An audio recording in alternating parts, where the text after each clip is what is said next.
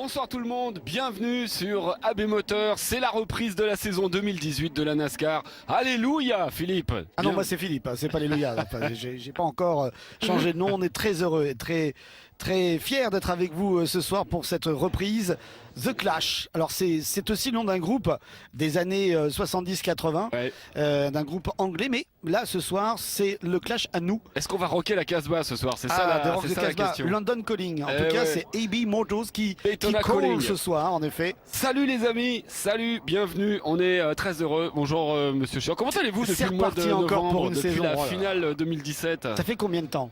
Ça fait déjà 3 mois. Ça fait presque Ah non, 3 non, mais mois. moi je parle du moment où on dit ça y est, c'est le début de la saison. Ah, c'est vrai reparti que c'est pour vrai. un tour. Eh ben, Enfin, là, écoutez. il n'y aura pas qu'un tour. Ah, attendez, il y a quelqu'un qui a appuyé sur le bouton. Noir. Est-ce qu'on peut non, c'est de ce côté-là. Est-ce qu'on peut remettre un petit peu l'image? C'est possible. Oh là, Il oh fait là. nuit ici à Daytona, les pannes de projecteurs. Bah écoutez, on est heureux parce que la vraie saison démarre la semaine prochaine. Mais nous, on a décidé de venir une semaine plus tôt parce qu'on est comme ça. On en avait marre d'attendre et vous aussi, je crois, vu votre réaction sur le fan club de Patéfil. Oh, c'est beau, regardez. Allez, C'est le le générique. générique. On vous laisse avec le générique Ouais. et on se retrouve juste après. À tout de suite. The wheels continue as we roll in this Saturday race with the Xfinity Series. And there's no time for a pit stop because Sunday we're bringing out the big guns for the Great American Race. That's right, the Daytona 500. You won't want to miss it.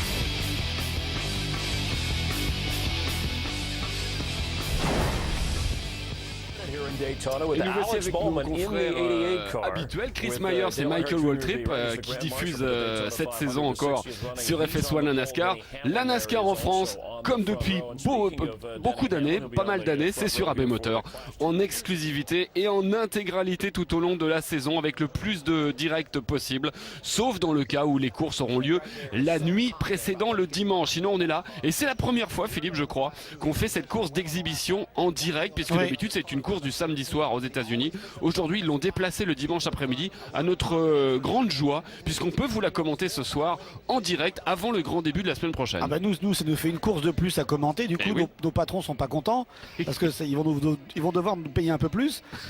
Mais c'est surtout Et Dieu qu'on sait si on ça avait leur coûte envie cher. avec vous de se remettre un peu dans le bain. Vraiment en condition de direct.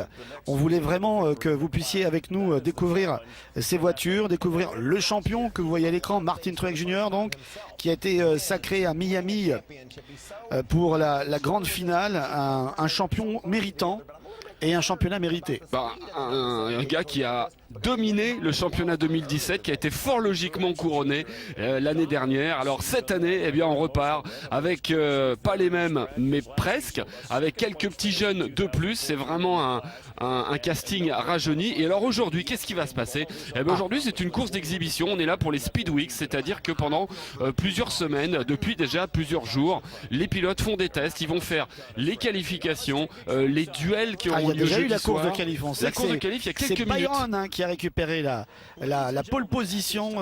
C'est Alex Bowman. Philippe. Alex Bowman, pardon. C'est Alex Bowman. Allez, autant pour moi. Alors, si Alex vous commencez Bowman. comme ça. Non, c'est Alex Bowman. Justement, c'est l'un des jeunes loups qui, pour Rick Hendrick, a décroché avec sa numéro 24 la pole position.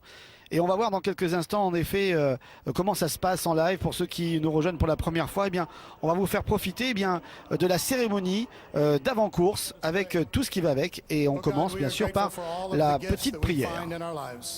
Especially the gift of sunshine and fellowship with family and friends today. We thank you for those who work for justice and peace around the world, people of every stripe and color. And we ask that on this day you would keep the drivers safe, keep their crews safe, allow everyone to drive to the best of their ability. It's in your holy name that we pray. Amen. Voilà, une prière globale qui regroupe à la fois beaucoup de souhaits pour la liberté et préserver tous ceux qui se battent pour la liberté à travers le monde et bien sûr pour que cette course soit sauve, safe pour les pilotes. By the dawn's early light, what so proudly we hailed at the twilight's last gleaming, whose broad stripes in bright stars through the perilous fight o'er the ramparts we watched were so gallantly streaming, and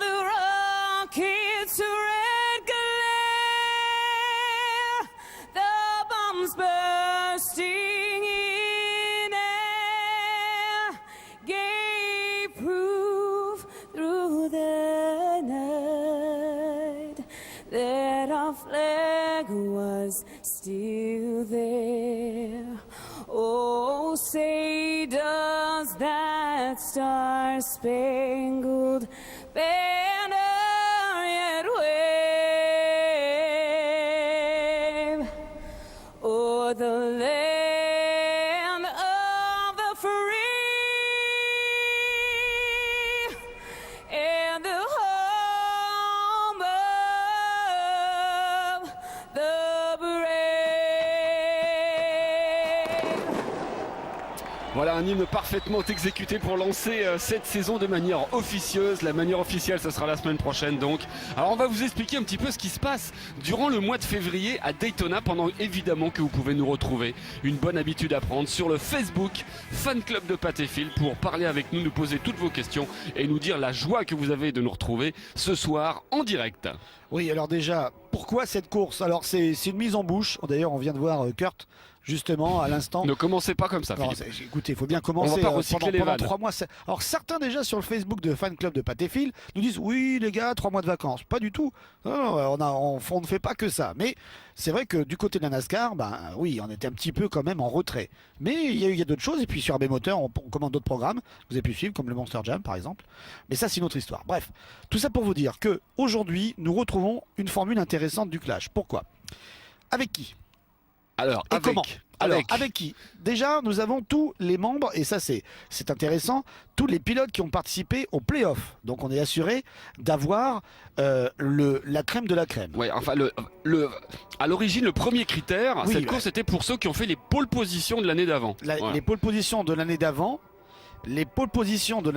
et ceux qui ont remporté le Clash les années d'avant également. Voilà. Alors, il y Donc a là, ça c'est plusieurs pour en clubs. gros les pilotes les plus rapides, ceux qui ont des pole positions. Alors, Ça c'est ceux, la première chose. voilà, exactement. Ceux qui ont fait des pole positions l'année dernière, Ryan Blaney, Kurt Busch, Kyle Busch, Chase Elliott, Denny Hamlin, Kevin Harvick, Eric Jones, Brad Keselowski, Kyle Larson, Joey Logano, Ricky Stenhouse, Martin Truex. Ça, c'est fait. Ensuite, on prend parmi ceux qui n'ont pas fait de pole position, ceux, comme vous l'avez dit Philippe, qui ont gagné la pole au Daytona 500 dans leur carrière. Ça aussi c'est Ils sont intéressant puisque nous sommes à Daytona. Voilà, donc il y en a deux. Il y a Austin Dillon et Jimmy Johnson qui n'avaient pas fait de pole ni l'un ni l'autre l'année dernière, mais ils ont fait la pole du Daytona 500 dans leur Oui, carrière. mais qui étaient dans Donc les c'est playoffs. Donc de toute façon Voilà. ça marche aussi. Voilà. Et alors après, il y a ceux qui n'ont fait ni l'un ni l'autre, mais qui étaient dans les playoffs. Vous devinez et vous découvrez tous les noms à gauche de l'écran. Alors parmi ceux-là, il y en a 3. Il y a Casey Kane, Jamie McMurray et Ryan Newman. Voilà ceux qui sont présents aujourd'hui. Il y en avait d'autres qui pourraient être là, qui pouvaient être là, mais pour des raisons diverses et variées, ils sont absents. Il y avait Dale Earnhardt Jr. qui avait fait une pole l'année dernière, mais vous le savez sans doute, il est à la retraite maintenant, il devient consultant télé. Dale Earnhardt Jr., on en a assez parlé.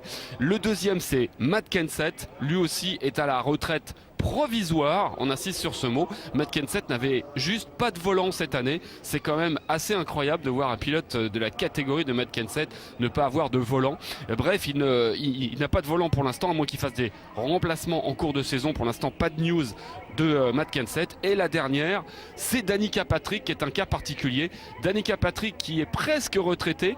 Je dis presque parce qu'elle fera sa dernière course la semaine prochaine au Daytona 500, puisqu'elle a décidé de faire ce qu'on appelle maintenant aux États-Unis le Danica Double, c'est-à-dire finir par un doublé fantastique. Daytona 500, Indy 500 dans 2 championnats différents. Elle revient à ses premières amours, l'Indy 500 au mois de mai en monoplace et puis le Daytona 500 la semaine prochaine. Elle pouvait choisir d'être au Clash cette semaine, mais elle a décidé de déclarer forfait pour se concentrer sur la grande épreuve de la semaine prochaine. On sait donc maintenant avec qui.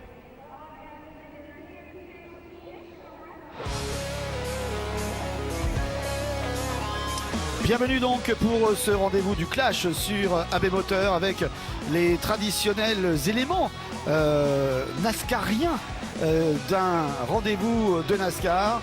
On a vu en effet le ballon dirigeable, on voit le plus grand champion d'activité, Jimmy Johnson, 7 titres à son actif. Tout le monde attend bien sûr le 8e, ce qui ferait de lui bien sûr le plus grand champion de tous les temps, puisqu'il dépasserait Dale Earnhardt Senior et Richard Petty, Ouais. qui tout comme lui ont chacun 7 titres à leur actif. Mais c'était en effet une autre époque, c'était aussi d'autres championnats. Vous découvrez à l'instant tous les pilotes qui vont s'élancer dans quelques instants. On va vous expliquer aussi comment se passe ce rendez-vous du Clash. Mais comprenez bien une chose, c'est que nous sommes très heureux, certes, de vous retrouver ce soir sur les moteurs. Nous sommes en direct, il est 21h12, mais surtout, c'est la première fois qu'il va y avoir de la compétition en 2018 avec ces voitures-là sur une piste et en plus en direct sur des moteurs. Donc vraiment, c'est la première fois que les pilotes vont pouvoir se jauger à la loyale en compétition cette année avec tous les changements qu'il y a pu avoir, aussi bien au niveau du règlement, on aura l'occasion de vous l'expliquer au fur et à mesure, pas forcément tout aujourd'hui, mais on en garde un peu pour la semaine prochaine, le grand rendez-vous du Daytona 500.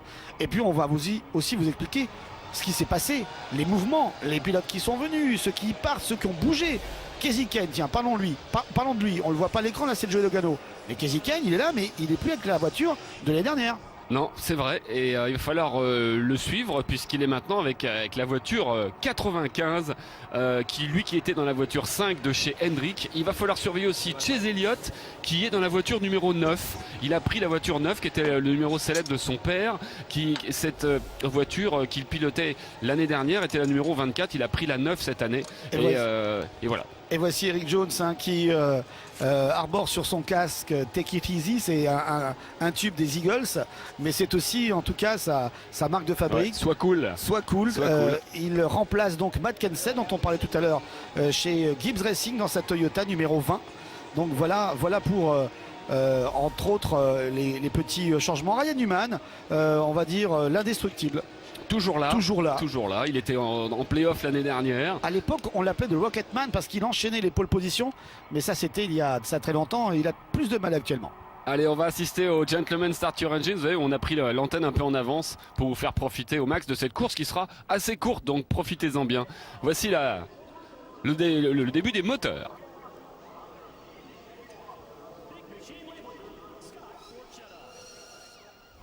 Of Advanced Auto Parts and Big Machine Records, drivers, start your engines! Allez à la pêche!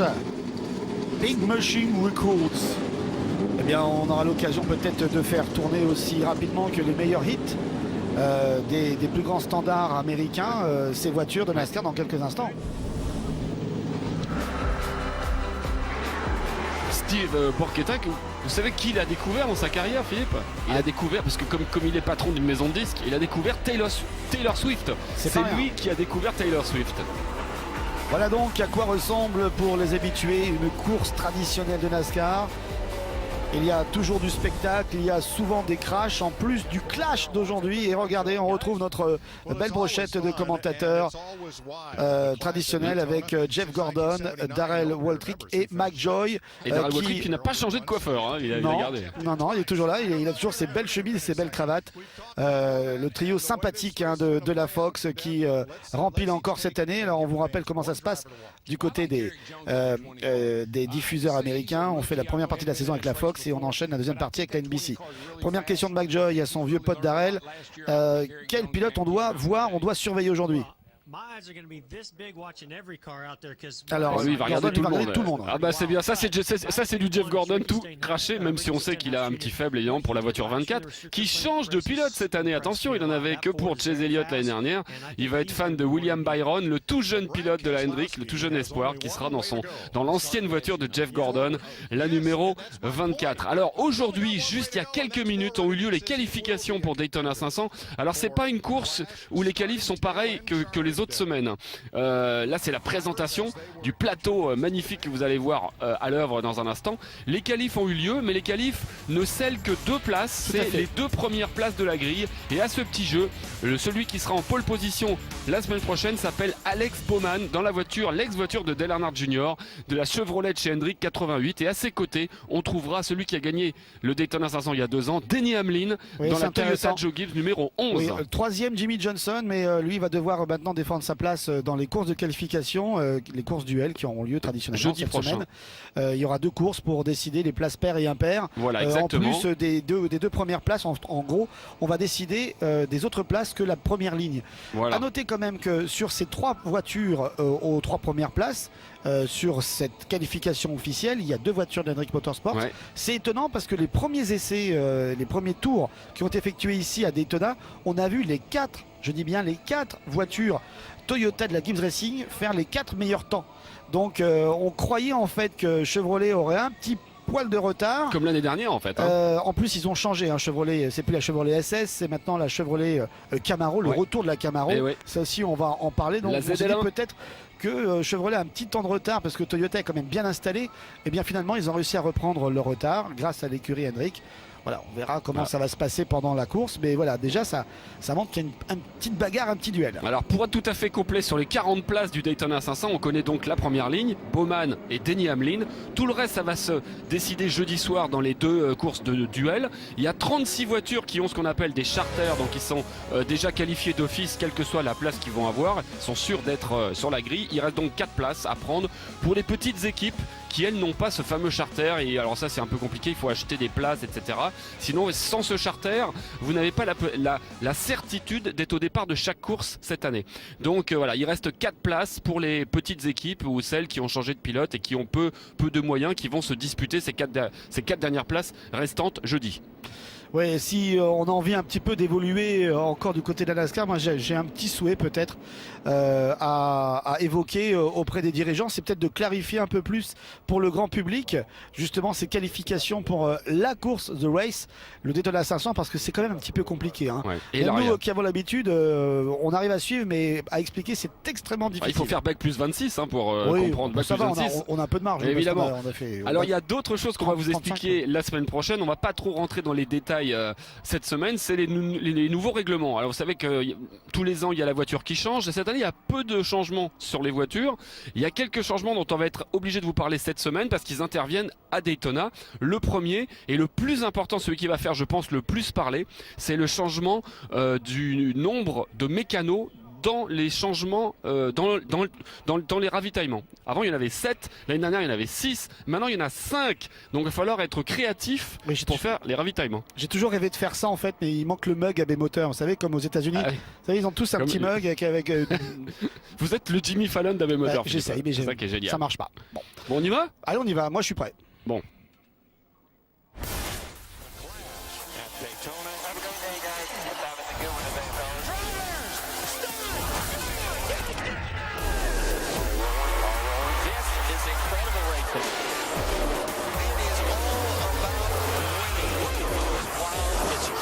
There's not a driver in the field that doesn't want to go home to Daytona and say they want something. You have got to go and go hard. And here they come to the line. Wow, man. Bienvenue sur Abbey Motor pour cette première course d'exhibition avant le Daytona 500 de la semaine prochaine de Clash qui réunit non pas 40 voitures cette semaine mais 17, un petit peloton. Mais voici la grille de départ qui a été effectuée par tirage au sort. Oui. Et à ce petit jeu, c'est Austin Dillon qui a hérité de la pole position. Donc, vous allez découvrir en effet tous les pilotes engagés avec l'arrivée dans la 20 de la Toyota Gibbs Racing, Eric Jones. Johnson toujours dans la voiture 48, Martin Truex Jr. le champion en titre dans sa voiture 78. On verra comment le fait de n'avoir plus qu'une seule voiture dans son écurie risque d'affecter ou pas ses performances cette année. Casey Kane donc qui bouge dans la 95, Tanner Jr. qui reste dans la 17, le meilleur espoir pour l'effort de la Roche Fenway Racing. Kevin Harvick dans la 4 comme toujours, Larson qui aimerait prendre sa revanche cette année dans la 42 après une fin de saison difficile. Ryan Newman donc dans la 31, ça bouge pas. Chase Elliott toujours chez Hendrick, mais lui il a repris le numéro 9, le numéro de son papa Bill Elliott à l'époque où il courait, et donc il est toujours dans l'écurie de la voiture Feu 24 mais avec le numéro 9. Kyle Busch dans la 18, ça change pas. Kurt Busch dans la 41, il a re-signé pour 1 an à la Stewart Haas Racing, ça a été un petit peu compliqué. Ryan Blaney donc qui débarque dans la 3e voiture de la Penske Racing numéro 12. Mac Murray toujours chez Ganassi dans la voiture 1. Et enfin Keselowski donc dans la voiture numéro 2. Le compte est bon, nous avons nos 17 pilotes. Alors, concernant cette fameuse règle, je sais que vous allez beaucoup nous poser de questions. J'ai vu que dans les petits articles qu'on avait mis il y a quelques semaines, il y a des changements de règles qui vous ont été traduits par Angélique, qu'on salue d'ailleurs, qui est notre traductrice officielle, qui est payée aussi des millions de dollars, hein, Oui, comme nous. Pour, avec l'égalité maintenant, voilà. vous savez, on fait attention. Hein. La parité, Tout le monde ça va de soi. au même salaire. Hashtag MeToo. Balance ta traductrice. Évidemment, on va tout vous expliquer parce qu'il y a des règles qui sont simples, d'autres qui sont moins simples. On va tout vous expliquer. Alors, comment ils vont faire à 5, sachant que, et ça c'est très important, celui qui va ravitailler ne peut que ravitailler. Il ne peut pas changer un pneu, il ne peut pas aider à porter un pneu, il ne peut que mettre du carburant. Donc les 4 autres vont faire tout le reste, c'est-à-dire porter les pneus, changer les écrous. Donc il va falloir s'attendre à des tactiques un peu créatives Oui, ça va être et à intéressant. des chronos un peu moins rapides. Oui, beaucoup parient sur le fait que ce soit le changeur de pneus qui soit remplacé. Mais lequel? Celui qui est à oui. l'avant, qui faisait en général, vous savez, les petits nettoyages sur la grille ou qui rajoutait du tape pour un petit peu améliorer l'appui ou pas. Ou celui qui portait le pneu à l'arrière. Et lui, en général, en plus de porter le pneu, on lui demandait de faire les ajustements sur le wedge avec la fameuse petite manivelle. Et les pizzas. Et les pizzas en fallait plus. qu'ils fassent Voilà. tout en Donc même c'est vrai que c'est un peu compliqué. On verra comment ils vont se débrouiller. Mais en tout cas, ça nous laisse beaucoup de commentaires à venir. Et puis autre changement au niveau du règlement dans les pit stops, c'est que tout le monde cette année aura le même pistolet pneumatique. Mais ce sera pas comme par exemple Denny Hamlin que l'on voit ici à l'écran, qui avait été l'un des premiers à utiliser dans son équipe des pistolets pneumatiques que certains disaient de Formule 1, c'est-à-dire ils avaient un son tellement strident, ça allait tellement vite qu'ils prenaient l'avantage. Et donc en fait cette année, la NASCAR a décidé de donner à tout le monde le même matériel basique afin que la performance ne soit pas technique mais humaine. Et je trouve que c'est tout à fait légitime. Ça permet de niveler mais aussi de voir si certains mécanos sont plus rapides, sont plus efficaces que d'autres et que ça ne se joue pas qu'au matériel. Alors Jimmy a chaud. Parce qu'il fait chaud, aujourd'hui il fait 26 degrés. L'autre, alors vous allez voir les voitures là qui roulent sous drapeau jaune juste avant le départ. Autre changement de règlement uniquement sur les deux super speedway de Daytona et de Talladega. Avant il y avait une hauteur imposée, il fallait que les voitures, que les bas de caisse soient à 10 cm du sol. Tout ça pour les ralentir et enlever un petit peu l'appui au sol. Cette règle a été enlevée pour la bonne et simple raison que on parle de sécurité. Le fait que les voitures soient plus hautes faisait que dans les crashs ou dans les têtes à queue, ces voitures pouvaient décoller parce que l'air s'engouffrait en dessous. Donc on a enlevé cette règle. On peut maintenant abaisser toutes les voitures, mais évidemment quand on les abaisse, il y a plus d'appui au sol et donc elles vont beaucoup plus vite. Jimmy Johnson a dit que normalement on pourrait aller jusqu'à 350, même avec les moteurs bridés, 350, 360. Alors la NASCAR, qu'est-ce qu'elle a fait? Elle a bridé un petit peu plus les moteurs pour ramener les voitures à peu près 325. Donc on ira simplement à peu près, d'après ce que les spécialistes ont calculé, 5 à 6 km/h plus vite que l'année dernière. Je ne sais pas si vous avez suivi. C'est tout à fait normal, hein. C'est pas la course à la vitesse comme du côté des dragsters par exemple. L'idée là, c'est vraiment d'avoir des courses qui soient disputées, qu'il y ait des dépassements. C'est souvent ça le problème en fonction des différents speedways. On savait que, oui, je suis en train de noter. On savait que sur certains circuits, c'est compliqué de dépasser à cause, bien sûr, des turbulences aéro ou des vitesses. Là, on risque d'avoir un peu plus de spectacle parce que les dépassements devraient se faire, non pas plus facilement, mais devraient pouvoir se faire. Après, c'est en fonction. Allez, alors vous l'avez vu, il y a deux segments hein, aujourd'hui, 25 et 50 tours. Avec un drapeau jaune entre les deux hein. Vous avez pris l'habitude, si vous nous suivez, si vous êtes des petits nouveaux, bienvenue. Eh bien il y a 3 segments dans chaque course de NASCAR. Il y en aura 2 aujourd'hui. Une Toyota Camry qui sort de Pescar aujourd'hui. Et on va écouter bien sûr Martin Truex Jr. en direct. Honneur au champion pour la première interview.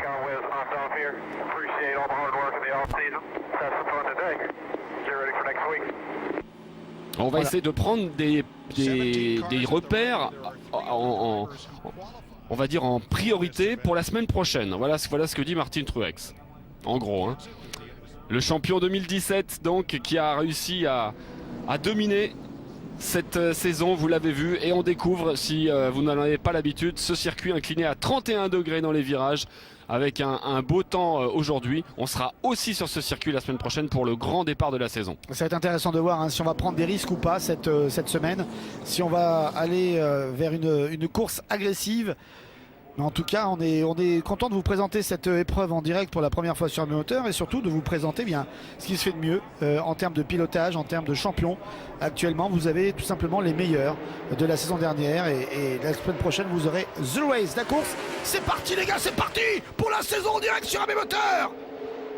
Excusez-moi, ça me tenait à cœur. Vous aviez un poids sur la poitrine. Allez, c'est parti. Et déjà, on voit que Joey Logano est en train là, de pousser à l'intérieur sur Austin Dillon. Voilà, Joey Logano, je crois qu'on peut en parler tout de suite, Pat, pendant qu'il est encore en course. Non, je plaisante. Mais C'est l'une des grandes déceptions quand même de la saison dernière. Il nous doit une revanche, Ah, Joey Logano. C'était pas la que plus nous, hein. grande déception de 2017 avec sa numéro 22. La Ford Penske est là avec deux coéquipiers cette année. En plus de Keselowski, il a donc Ryan Blaney cette année. Dans la numéro 12, un nouveau numéro avec lequel il va falloir s'habituer.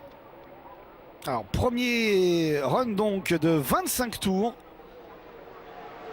Le premier qui mène cette saison dans cette course qui certes ne compte pas pour le championnat, Ce sera Hamlin le premier mais qui leader. compte quand même pour tout le monde.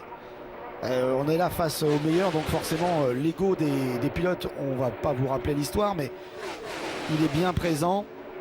Et c'est bien de mener le premier tour de la saison à Daytona. Alors on a apparemment Austin Dillon hein, qui aurait été... Moi j'ai Denny Hamlin moi.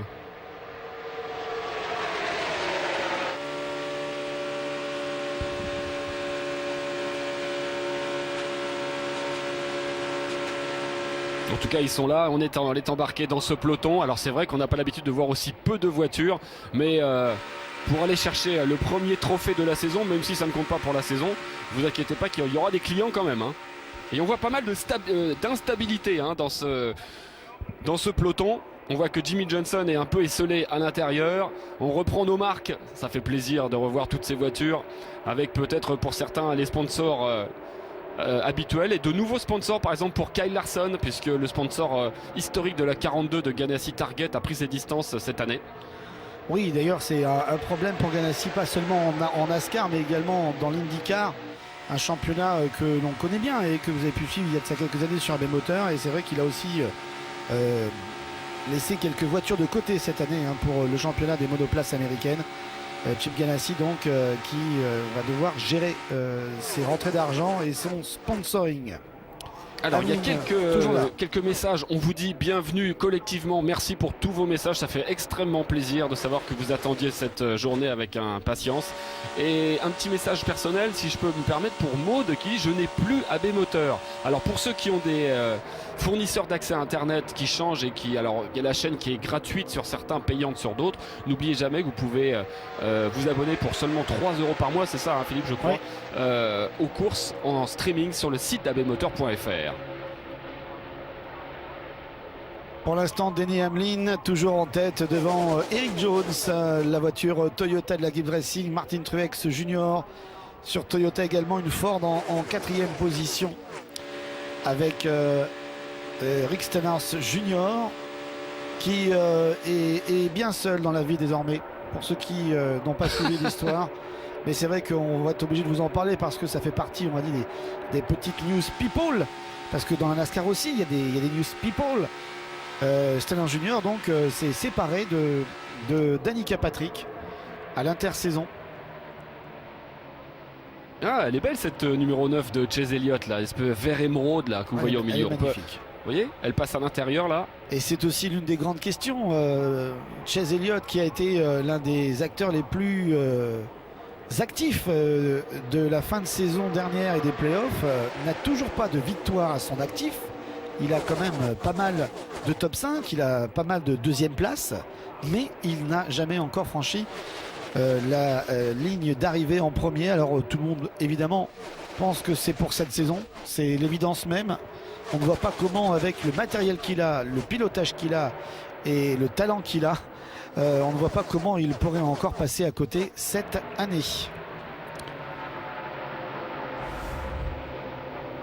Alors si vous êtes dans les news people, Philippe, je peux même vous donner le nom du nouveau petit copain de je Danica sais, Patrick. c'est un footballeur américain de la NFL qui est bien connu. Je crois que il s'appelle Rod Hay, c'est ça, non? Il s'appelle Aaron Rodgers. Il fait partie des Green Bay Packers. Tout à fait. Voilà, un grand gaillard. Voilà, et ils se sont connus apparemment, ils se sont croisés plusieurs fois à l'époque où elle était en couple, mais bon. Il s'apprécie beaucoup maintenant. Attention, une sortie de route de Kyle Larson. Ouais, il a préféré aller sur la partie plate, il a été bousculé, il y a peut-être eu contact. Il n'a pas perdu le contrôle de sa Chevrolet. Kyle Larson qu'on a vu aller sur l'apron, comme disent les Américains. L'apron, c'est cette partie plate quand on sort de l'inclinaison et qu'on franchit les deux lignes jaunes. Et ça, Oui, on pour le pourra- coup, ça l'a ralenti. On hein. pourrait dire le rebord, hein, si vous préférez. On va tout de suite répondre rapidement à Marc sur le fan club de Patéfil qui nous demande comment fonctionne l'attribution des numéros de voiture. Alors qu'on va revoir ce qui s'est passé avec Kyle Larson qui était là pris entre Stenhouse Junior et Kyle Busch.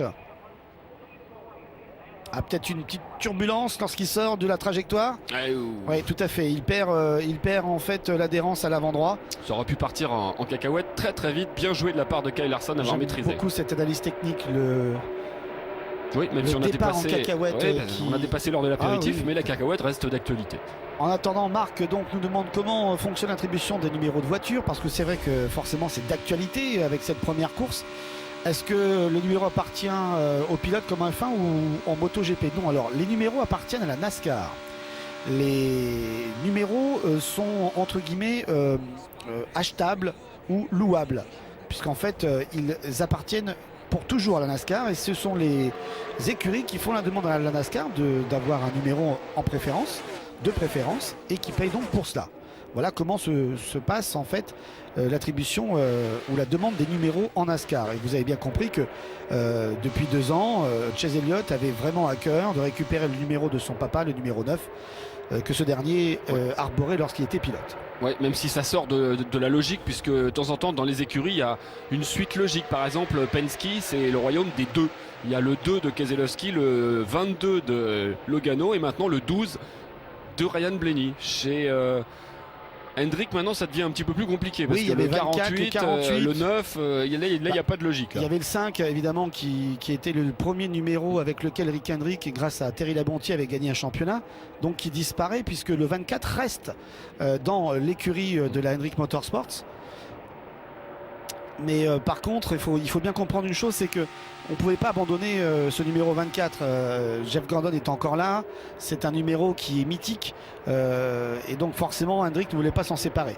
Allez, on a vu justement, le c'est changement Elliott de qui passe leader à devant. l'instant. Chase Elliott justement qui vient d'arborer son nouveau numéro 9. Il a travaillé avec Austin Dillon à l'intérieur et Denny Hamlin qui était le leader quasiment depuis le début de la course au 10e tour se voit chipper la première place par cette voiture magnifique verte de Chase Elliott. Je sais que parmi ceux qui nous regardent ce soir, vous êtes nombreux à souhaiter enfin que Chase Elliott accède à quelque chose de grand. On a attendu en vain sa première victoire. Il est passé plusieurs fois très très près l'année dernière, mais il n'a pu concrétiser. Peut-être qu'avec le changement de numéro, ça va un petit peu faire tourner sa chance et Chase Elliott va enfin, il n'y a pas grand monde qui en doute, pouvoir gagner une course cette année, voire plusieurs. On revoit ce qui s'est passé avec Kyle Larson tout à l'heure, qui a failli faire une sortie de piste.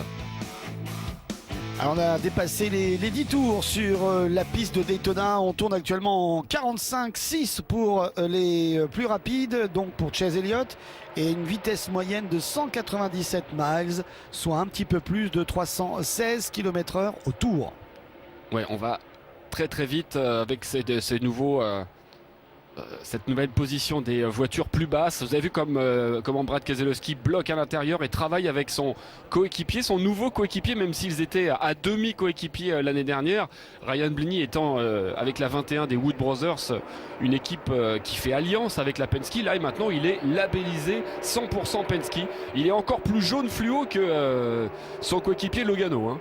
Là, il est jaune pétante, hein. On ne peut pas le perdre dans la nuit. Beaucoup de questions sur l'infographie alors que l'on voit le push là de Brad Keselowski sur Austin Dillon. Keselowski voiture numéro 2, Austin Dillon voiture numéro 3. C'est juste une petite façon de montrer qu'il est présent. Peut-être aussi une façon déjà de tester en grandeur nature en course comment réagissent les voitures sur le push lorsque l'on est devant et lorsque l'on est derrière. C'est une bonne façon aussi de pouvoir voir comment ça se passe, parce que les qualifications c'est une chose, mais une course comme celle-là, c'est un avantage pour tous ces c'est pilotes. un petit aperçu de ce qu'on va avoir la semaine prochaine, effectivement, avec le double de voitures. Plus du double. On fait un petit coucou à Jean-Louis sur notre Facebook qui dit: on se demande pourquoi les gens dépriment en hiver. C'est normal, il n'y a pas de NASCAR. Donc Alors, content oui, de vous retrouver. C'est gentil en tout cas. Beaucoup de messages sur l'infographie de cette première course. Alors pour l'instant, on est franc avec vous, on ne sait pas comment sera la nouvelle infographie pour le Daytona 500 de la semaine prochaine. L'infographie, c'est quoi? C'est l'affichage en fait à l'écran des informations, notamment des informations du classement et des temps. Alors c'est vrai qu'il y a beaucoup qui nous disent: ah bah tiens, c'est bizarre, on est en 4 tiers, c'est de côté, c'est pas là-haut, c'est pas sur le côté, c'est pas ici, c'est pas là. Je crois qu'ils font des tests. Ouais, en fait. je pense qu'ils sont en train de tester cette course. On vous le rappelle, ne compte pas pour le championnat, donc on va juste vous dire qu'on ne sait pas comment ce sera la semaine prochaine, mais il est clair faudrait retrouver quand même un bandeau déroulant normal pour savoir qui est en tête et quels sont les temps, en tout cas pour les premiers. Donc là pour l'instant je pense que c'est une infographie un peu spéciale. Rappelons qu'on est également sur FS1 aux États-Unis. Oui, parce qu'en fait on a dit qu'il y avait 2 chaînes, mais en fait si on veut être précis il y en a 4. Il y a la Fox et il y a FS1 qui est la Fox, qui est la petite de Fox mais payante, et ensuite il y a la NBC, il y a NBCSN qui est la payante de voilà, c'est un peu compliqué. On a la même chose chez nous avec les chaînes hertziennes historiques qui ont leur chaîne hertzienne et les chaînes du câble payantes ou en tout cas spécialisées. Donc là on est sur en fait la chaîne spécialisée de la Fox qui diffuse beaucoup de championnats sportifs. Chase Elliott, les leaders, alors qu'il a mené 5 tours. Denny Hamlin en a mené 8 et Austin Dillon en a mené 1. Chase Elliott et Austin Dillon sont en tête et derrière eux, les 2 loups de la Penske Racing côte à côte, Logano et Keselowski. Denny Hamlin qui vient faire le push sur Logano. Il reste 10 tours avant le drapeau jaune et la fin du premier segment. On vous rappelle, il n'y a pas de points attribués. Il y a quelques petites différences aujourd'hui, par exemple. Ça n'arrivera pas plus tard dans le championnat, mais on peut travailler en cas de drapeau rouge, on peut travailler sur les voitures. Voilà, ça, alors que d'habitude, on n'a pas le droit de travailler sous drapeau rouge sur une voiture. Il faut attendre de passer sous drapeau jaune. On n'a pas le droit de toucher, de rafistoler une voiture. Alors regardez là ici les vitesses en temps réel, 197 miles, 190, on va peut-être arriver même jusqu'au 200 en fin de ligne droite. Non. On s'arrêtera à 199, soit 320 km/h pour Brad Keselowski en caméra embarquée. On voyait, hein, on ne freine quasiment pas, on relâche légèrement un petit peu la pédale d'accélération et on essaye de gérer sa position dans le trafic comme Jimmy Johnson ici, voiture 48 noire. On nous pose la question, Pierre par exemple nous demande si la voiture de Johnson restera comme ça pour toute la saison. Je suis maniaque et j'aimais bien le bleu. Non, on vous a déjà expliqué, hormis les numéros, les couleurs, les robes changent en fonction des contrats de sponsoring, voilà, en fonction des courses, en fonction de la saison. Là, le crossover de Chase Elliott, vous avez vu, qui a pris l'extérieur pour prendre l'intérieur et qui se rabat. Magnifique le dépassement de Chase Elliott. Il a vraiment utilisé l'aspiration pour changer de ligne et se rabattre devant Austin Dillon et son numéro 3. Bien joué de la part de Chase Elliott qui reprend le commandement.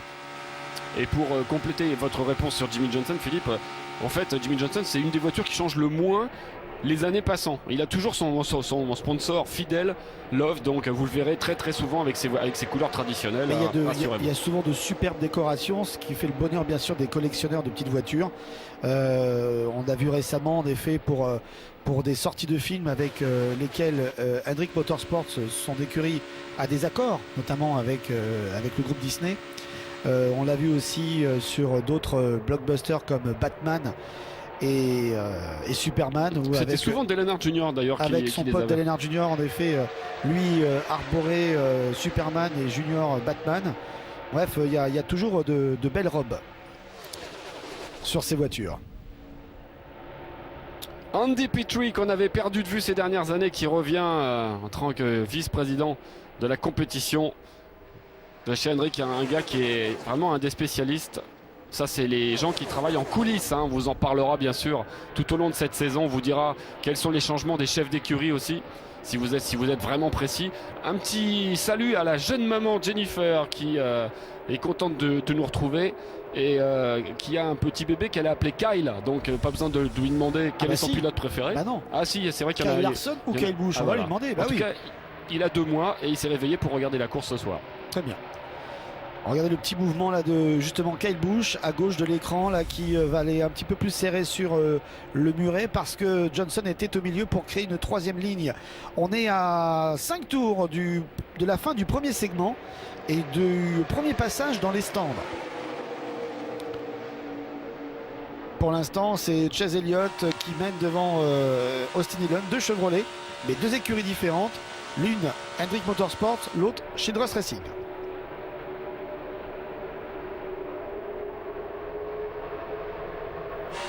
À vos souhaits, Philippe. J'essaie d'être discret, mais bon. C'est râpé.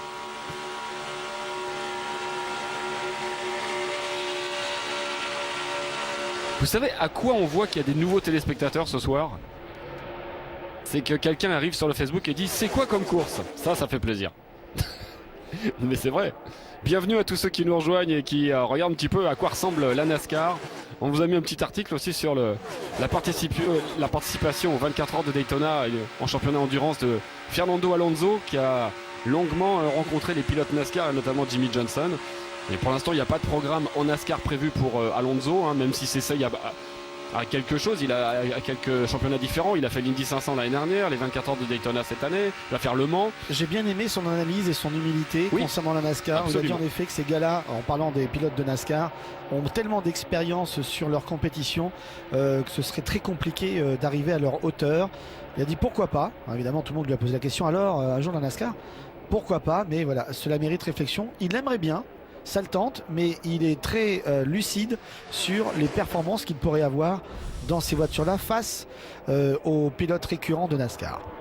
Regardez le mouvement à Jimmy Johnson qui est très instable depuis tout à l'heure. On l'a vu hésiter, faire un droite-gauche tout à l'heure. Et là, il y a eu contact avec Kyle Larson. On a l'impression que la tenue de route de la 48 de Jimmy Johnson est très très incertaine. Et regardez là, ça frottait avec le muret, c'était Truex. Oui. On a remarqué depuis le début que ça flotte un peu et que les voitures ne sont pas très très stable. Bah écoutez, on a expliqué, vous avez expliqué tout à l'heure Pat, en effet les nouvelles réglementations concernant l'aérodynamique. Donc cela explique peut-être en effet ces réactions. On vous le disait tout à l'heure, nous avons la chance de voir aujourd'hui pour la première fois en mode compétition, en racing, les voitures NASCAR. Donc on voit aussi leur comportement dans ce type de compétition sur ce tracé très spécifique de Daytona, où l'aérodynamique joue un rôle primordial. 3 de front ici avec Stenhouse, de bas en haut, Stenhouse, Keselowski, Larson, qui s'est bien remis de son petit écart de tout à l'heure. On est à 2 tours de la fin du premier segment. Donc là, je pense que la plupart des pilotes prennent leur marque et ne prennent pas plus de risques que ça, même si on a vu quelques beaux mouvements.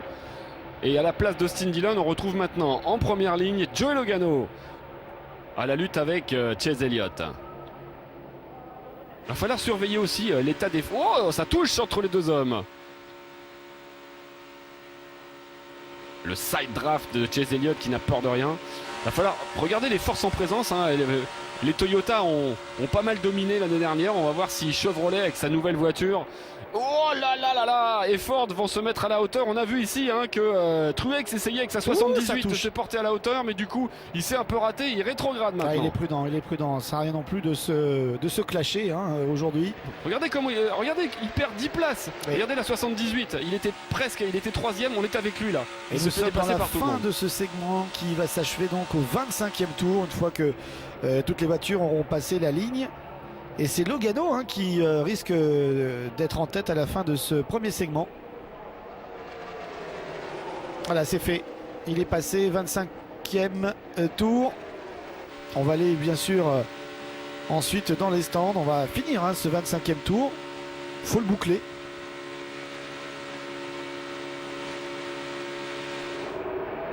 Là, on est dans la ligne droite arrière maintenant. Il reste encore les virages 3 et 4 à boucler. Et le drapeau jaune sortira quand le dernier du peloton aura franchi la ligne. Très important. Logano, Hamlin, Chase Elliott, Larson en file indienne. Attention, il y aura peut-être du mouvement dans ce dernier tour alors qu'on est déjà prêt dans les stands. Ça va être intéressant. Ouais, intéressant. Les premiers ravitaillements à 5 hommes. On va voir comment on va justement gérer tout cela. Regardez, il y en a qui s'arrêtent avant la fin. Ça, c'est tactique. Ça, c'est tactique. Oui, c'est pas bête. C'est Hamlin qui, du coup, a pris le risque de passer devant Logano. Attention à la limite des vitesses de 89 km/h cette semaine ici, soit 55 miles.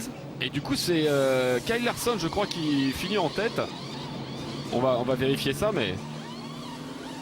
Il voulait peut-être aussi voir comment les mécanos se débrouillaient en conditions réelles. Et non pas forcément sous drapeau jaune entre segments. C'est une belle façon peut-être aussi d'éprouver les nouvelles tactiques avec un mécano en moins. Et la première pénalité de 2018 sera pour Jimmy Johnson. Le gagnant est... C'est intéressant quand même ce qu'ils ont fait là. Ils ont été plusieurs à avoir la même idée. C'est intéressant, c'est bien. Jimmy Johnson, pourquoi il a une pénalité? C'est parce qu'il a traversé trop de box avant d'arriver dans la sienne. Vous savez qu'on ne peut pas traverser plus de 2 box. Apparemment, il est arrivé trop tôt. Je pense qu'on aura un petit ralenti. Et donc, il commencera le deuxième segment dernier. Ce qui n'est pas catastrophique non ici plus. À Daytona ou sur les super speedway Daytona ou Talladega, on le verra plus tard dans la saison. En effet, on peut remonter très facilement une vingtaine de voitures, oui, tout à fait, parce que l'effet aéro, avec un pote ou deux, vous permet de pouvoir remonter très facilement si vous avez la bonne ligne. Mais ça, on vous l'expliquera, hein. Si ça se produit aujourd'hui ou encore plus sûrement la semaine prochaine lorsqu'il y aura 40 bolides lancés à plus de 315 km/h pendant plusieurs heures. On a vu là rapidement le chef mécano de Chase Elliott. On est toujours hein, dans la même dynamique. Chase Elliott qui est avec Alan Gustafsson. Voilà la pénalité. Ah non, c'est peut-être c'est pas Alan Gustafsson qu'on vient de voir. Jimmy Johnson qui vient d'être au courant et on va revoir. Alors là c'est pas là, hein. La pénalité c'était avant.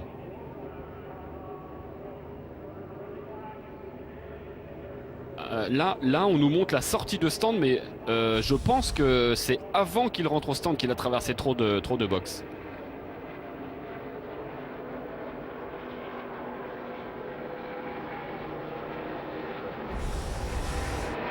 Alors on va revoir. Avec, voilà l'entrée.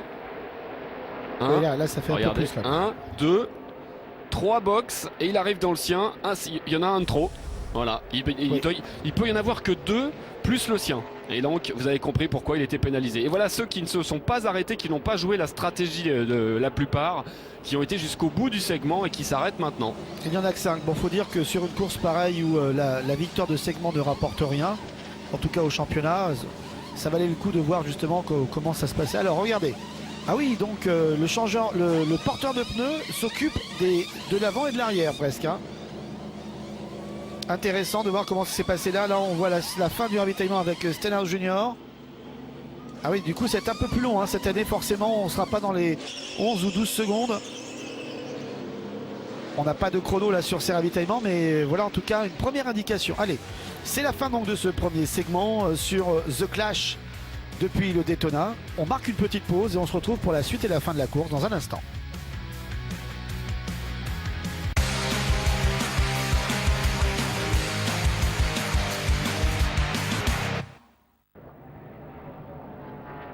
Et nous sommes de retour pour ce premier direct et le retour de la NASCAR sur AB Motor, le bel échauffement du Clash. Aujourd'hui la course exhibition avant le grand Daytona 500 de la semaine prochaine. Ce sera dès 20h sur AB Motor. Rendez-vous d'ailleurs pour un Facebook Live. Si vous avez des questions, préparez-les, affûtez vos questions. Le Facebook Live aura lieu, une fois n'est pas coutume, sur le Facebook d'AB Motor et non pas sur le Facebook de Fan Club de Pat et Phil. On vous préviendra évidemment. Oui. 19h, Facebook Live. On va rester une petite heure ensemble et on répondra à vos questions. Nous serons en direct. Pour l'instant, c'est reparti. Il reste donc 47 tours à boucler dans ce dernier segment. Et on va voir en effet si les ajustements et les changements effectués à l'instant vont être décisifs pour certains. En tout cas, on a vu des choses intéressantes. Hein. Pas assez à mon goût en termes de mise en place stratégique avec maintenant un mécano en moins. Mais on a vu en effet que certaines écuries privilégient en fait le porteur de pneus pour porter en fait 3 pneus au lieu de 2, mais pas 4. Donc c'est intéressant parce qu'il ne peut pas en effet tout porter. Je pense qu'il n'y aura pas les mêmes tactiques suivant les équipes. Alors, les Ford Penske sont aux commandes maintenant. Keselowski premier, Ryan Blaney deuxième. On va un petit peu plus vite là avec les pneus frais. On tourne en 198 miles pour les pilotes en tête comme Keselowski, Chase Elliott. On est bien là pratiquement à 318-319 km/h. Regardez Truex qui est mal placé là. Regardez, il est en sandwich entre Dillon et Hamlin. Et c'est pas une position très confortable. On va revoir ça avec lui. Les taux se resserrent. C'est ce qu'on appelle l'opération casse-noisette. On a l'impression que c'est large ce circuit de Daytona. On peut vous le dire puisqu'on a eu l'occasion de rouler dessus en copilote bien sûr, hein. Nous ne roulions pas nous ne sommes pas des pilotes et c'est vrai qu'à la télé comme ça l'effet d'optique fait qu'on a l'impression que ce circuit paraît large et quand on est dessus il n'y a pas beaucoup de place notamment dans les virages. Alors je peux vous dire qu'à 3 de front là faut vraiment y aller et ne pas avoir peur, hein. Ça on le sait. À 3 de front, il y a vraiment de la place que pour les voitures. Hein.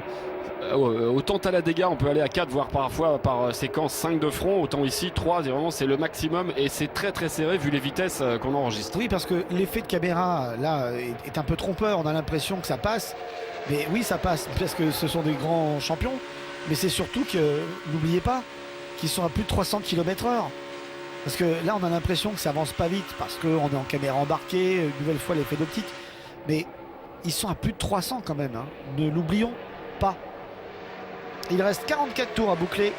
Et pour l'instant, on a une course plaisante à regarder, parce qu'on voit un petit peu comment tout le monde prend ses marques, comment tout le monde se jauge vis-à-vis des adversaires ou des partenaires. Il y a quand même peu hein, de pilotes qui sont partenaires aujourd'hui, bon, hormis bien sûr la Gibbs Racing, qui sont là au complet avec leurs 4 voitures. Mais du côté de l'Hendrick Motorsports, par exemple, il en manque un, il manque Bowman. Et vous avez vu les manœuvres de Chase Elliott, qui n'a peur de rien depuis tout à l'heure. Il fait des passages d'une ligne sur l'autre. Le numéro 9 là, vert foncé. Et là encore, c'était très très dangereux ce qu'il a fait, mais ce qu'on appelle un gutsy move, c'est-à-dire quelque chose qu'on fait. Il faut avoir un sacré cran pour oser faire ce genre de choses. Du coup, pour l'exemple, ça ne lui a pas trop réussi parce qu'il a perdu 2 places, mais il est dans le top 5 quand même. La Penske Racing est au complet avec 3 voitures donc cette saison, on vous le rappelle. Keselowski, Logano et Ryan Blaney dans la 12. La Ganassi Racing est au complet avec McMurray la 1 et Larson la 42. Regardez le push de Denny Hamlin sur Chase Elliott. Alors c'est pas un coéquipier du tout, ils travaillent pas ensemble, mais ça propulse en fait le fait de pousser quelqu'un, ça vous propulse vous aussi. Ah oui. En tête de course, et il lui donne de l'élan peut-être pour aller attaquer le leader. Alors que derrière c'est McMurray qui est en train d'être en piste. Attention s'il y a des voitures derrière. Non, il part tout seul en fait dans le muret. Attention, mur intérieur. Et il va y avoir donc le premier drapeau jaune de cette saison. Pas le premier drapeau jaune officiel, mais on parlait à l'instant, on faisait un petit peu là, le décompte des écuries au complet ou pas. Eh bien McMurray ne finira visiblement pas, je pense, cette course du clash. Alors c'est le deuxième drapeau jaune, nous annonce-t-on. Oui, mais parce que nos amis officiels ont compté le premier drapeau jaune qui sépare les 2 segments de l'épreuve. Mais c'est le premier drapeau jaune de course suite à un accident. À voir si McMurray n'a pas été aidé par Kurt Busch. Peut-être en effet un problème de turbulence aéro. Ça touche pas vraiment, mais ça déporte, ça lui fait perdre de l'appui à l'arrière gauche. Il perd du grip et il part évidemment en travers.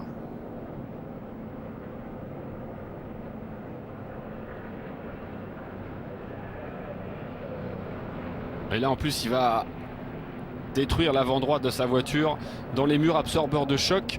Autre changement de règlement, on vous en a pas parlé, on vous réexpliquera ça de nouveau la semaine prochaine.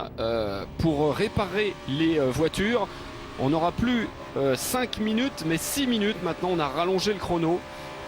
En cas de crash, pour ne pas abandonner, il faut donc réparer la voiture en moins de 6 minutes à partir de cette année. On voit comment tout le monde a vécu cette sortie de piste de McMurray. Alors on va peut-être écouter, tendez bien l'oreille, ce qui s'est passé dans la radio de Kurt Busch.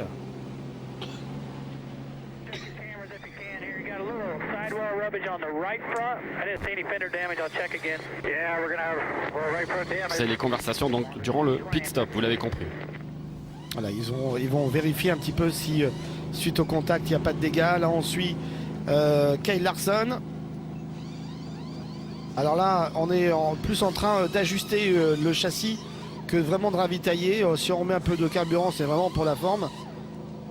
Mais là on fait attention au changement des pneus, on l'a vu, et surtout à l'ajustement du châssis. Alors on rappelle, pour ceux qui nous rejoignent pour la première fois, qu'un châssis peut s'ajuster en NASCAR en course grâce à plusieurs points d'accès sur la vitre arrière, sur la lunette arrière. La manivelle vient en effet relever ou rabaisser les amortisseurs de la voiture, avoir donc un effet pour contrebalancer ou remettre un peu plus de survirage ou en enlever. Et voilà. On peut même encore plus faire des ajustements radicaux, cette fois-ci en allant ajuster la track bar qui, elle, permettra à la voiture de mieux tourner.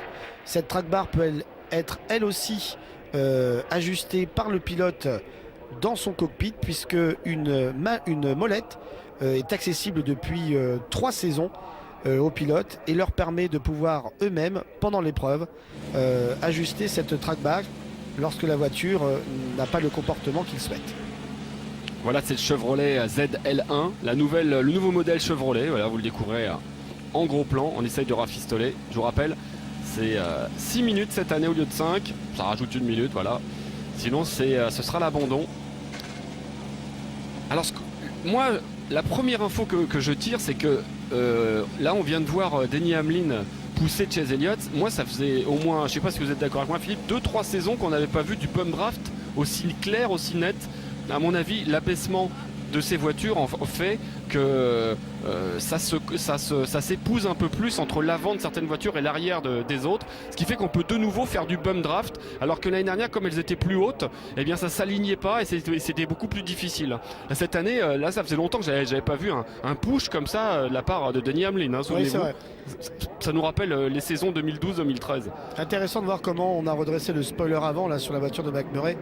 On a relevé la voiture et on l'a laissé redescendre sur un bloc afin de remettre à la bonne hauteur le spoiler avant. Alors là, rassurez-vous, sur les moteurs, on ne vous diffusera pas cette épreuve de basket entre les Michigan et les Northwesterns, ni encore contre Villanova et Ravière. Mais bon, on salue nos amis qui suivent le basket et qui se disent dommage.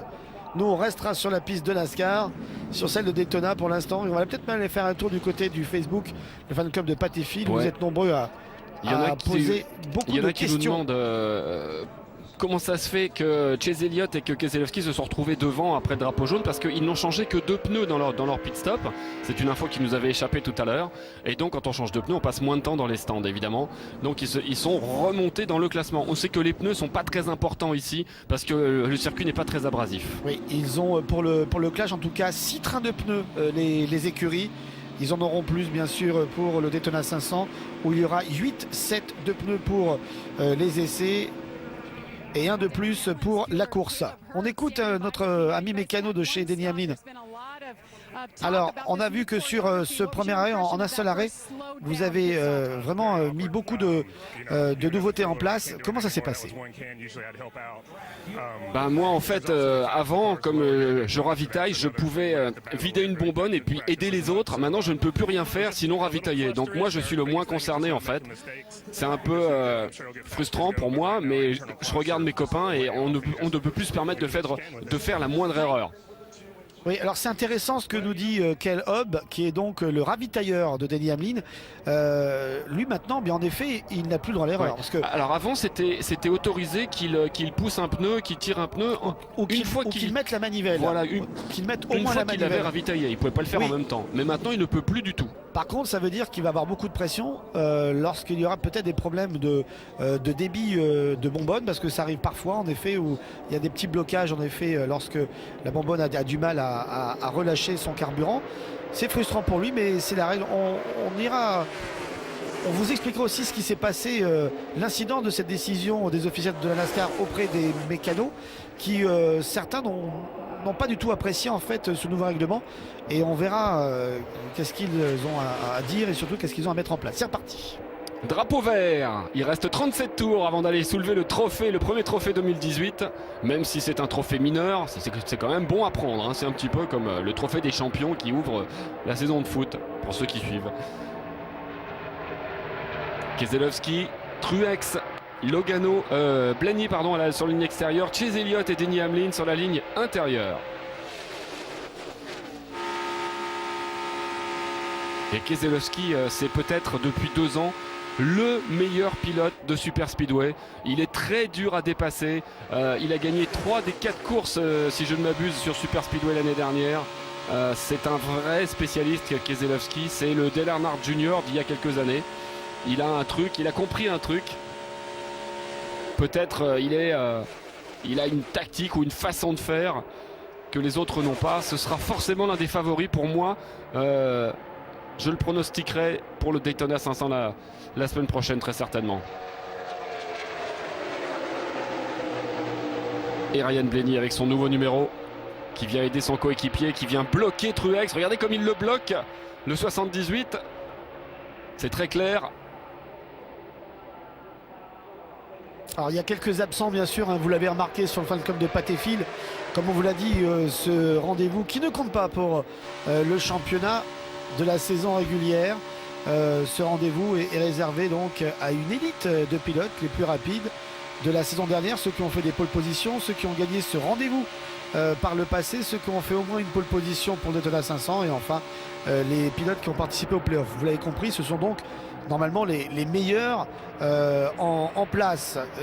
Sont pas là ceux qui ont pris leur retraite, ceux qui ont arrêté de courir. Et ne sont pas là non plus tous ceux qui n'ont pas fait de pole position.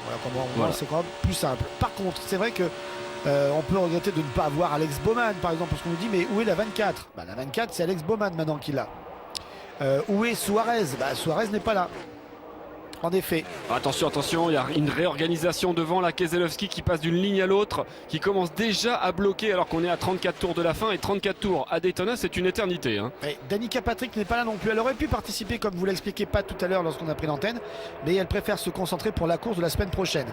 Qui la remplace d'ailleurs ? Eh bien c'est un certain Harry Almirola qui la remplace, qui n'est donc pas là non plus, qui a décidé de ne pas prendre le départ de cette épreuve. Harry Almirola donc qui remplace dans la Stewart Haas Racing Danica Patrick. Vous allez me dire mais alors qui remplace dans ce cas-là Harry Almirola chez Petit ? Eh bien c'est Bubba Wallace. Vous avez pu voir tout à l'heure rapidement qui avec les spotters actuellement sur cette piste de Daytona en train d'observer l'épreuve.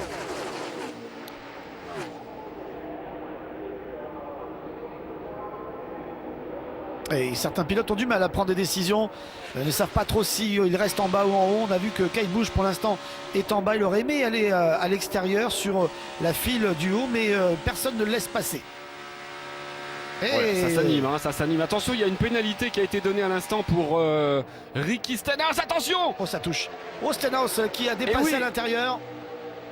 Il a mis les deux roues à l'intérieur de la double ligne jaune. Et ça fait 2 fois qu'il le fait et c'est pour ça qu'on le prévenait, on lui a dit attention, avertissement sans frais, et là il vient de le refaire sur les super speedway. On ne peut pas dépasser en mettant 2 roues au-delà de la double ligne jaune, et à mon avis on va peut-être voir un ralenti, mais il l'a fait et on va le revoir. S'il l'a fait, ce sera pénalité, passage au stand pour Stenhouse. Attention. Alors, quand on le fait parce qu'on est poussé comme cela, ça ne compte pas, parce qu'on estime qu'en effet on donne l'avantage en fait à la sécurité. Par contre quand on double à l'intérieur comme c'est le cas actuellement là c'est volontaire. Stenhouse double à l'intérieur. Oui, parce qu'il n'était pas obligé. Non, il aurait dû rester derrière. Il aurait dû rester derrière. Il est plus derrière. rapide certes, mais s'il n'y a pas la place, il n'y a pas la place. Voilà. Quelque part c'est ce qu'on appelle bloquer de manière sportive un concurrent qui est derrière. C'est ce que faisait à la fois Kyle Busch et Truex me semble-t-il qui était devant. Donc là en effet il a un peu forcé le passage.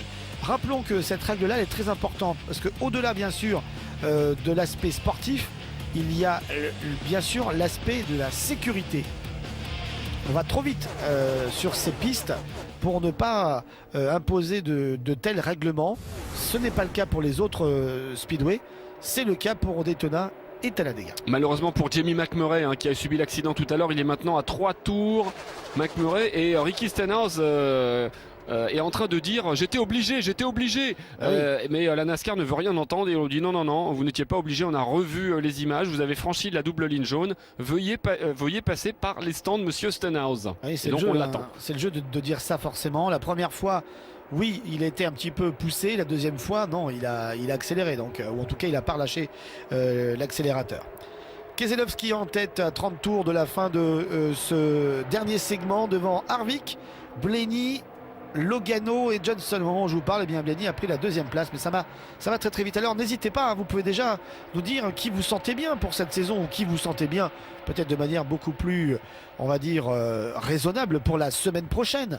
Qui vous voyez succéder à Kurt Busch qui avait réalisé un exploit exceptionnel la saison dernière, rappelez-vous, arrivé de la Monster Energy comme sponsor principal de la NASCAR, remplacement de la Sprint. Kurt Busch arbore fièrement sur sa voiture pour toute la saison d'ailleurs le sponsor titre et il remporte le Daytona 500. On se dit alors là on est parti pour une saison incroyable, boosté par le sponsor. Kurt Busch en fait ça aurait été son seul fait d'armes, sa seule grande victoire, à tel point qu'à l'intersaison C'était pas sûr hein, que Kurt Busch reparte dans l'écurie de Tony Stewart et de Gene Haas. Il y avait même des rumeurs de renvoi de Kurt Busch avant même la fin de la saison dernière. Et finalement, ils ont trouvé un accord, ils ont re-signé pour 1 an. Bon, l'accord, on n'est pas au courant de tout, mais visiblement, je pense que Kurt Busch a dû faire un gros effort sur son salaire. Absolument. Parce que c'était ça, en effet, le point qui bloquait. Et les salaires des anciens champions de la génération des années 2000, comme Harvick, Busch, Johnson, Gordon, même s'ils ne sont plus là, junior, devient beaucoup trop important par rapport à la nouvelle génération qui est beaucoup moins gourmande. Alors, c'était pas arrivé depuis le début. On a une file indienne là à l'extérieur. À mon avis, ça va pas durer très longtemps. Avec dans l'ordre Keselowski, Blaney, Logano, Johnson, Kurt Busch. Bah là, il n'y a même pas besoin de vous le dire. Vous avez le classement à gauche. Et là, on revoit pourquoi Stenhouse s'est arrêté au stand et a pris un tour de retard. Est-ce que, à votre avis, il était obligé ou est-ce qu'il pouvait lever le pied pour rester derrière Kyle Busch? Qu'est-ce que vous en pensez? Faites-vous votre propre idée. Moi je pense qu'il n'était pas obligé et que les officiels ont pris la bonne décision en le pénalisant. Maintenant, hein, Alors, ça se joue à peu de choses. Hein. En fait, quand il démarre son attaque sur Kyle Busch, il peut encore se rabattre. Sauf que derrière, il y a Chase Elliott qui revient. Et là, s'il va en effet se rabattre, il y a un mur sur sa droite. Il y a à la fois Kyle Busch et Chase Elliott. Et là, il ne peut plus se rabattre. Mais en fait, c'est la décision, c'est l'intention qui compte. Et je pense que l'intention était en effet de dépasser Kyle Busch à l'intérieur, sachant que c'était limite qu'il aurait pu passer les 2 roues extérieures sur la ligne jaune. C'est ce qui s'est passé. Il ne pouvait plus se rabattre après, mais l'intention était là. Moi, je serais bien, moi... comme officiel de NASCAR, je pense. Hein. Vous seriez très bien. Avec une combinaison à votre nom, avec marqué Chéreau derrière, c'est superbe. Ah oui. J'ai l'impression que pendant l'arrêt au stand, on a fait les bons ajustements chez Jimmy Johnson parce que la voiture 48 m'a l'air beaucoup plus stable qu'en début de course.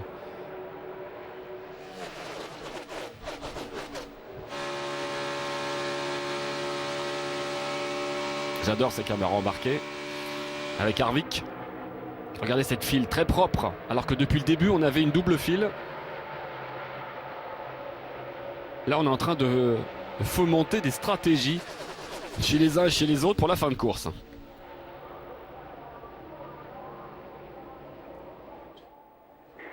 On écoute Truex.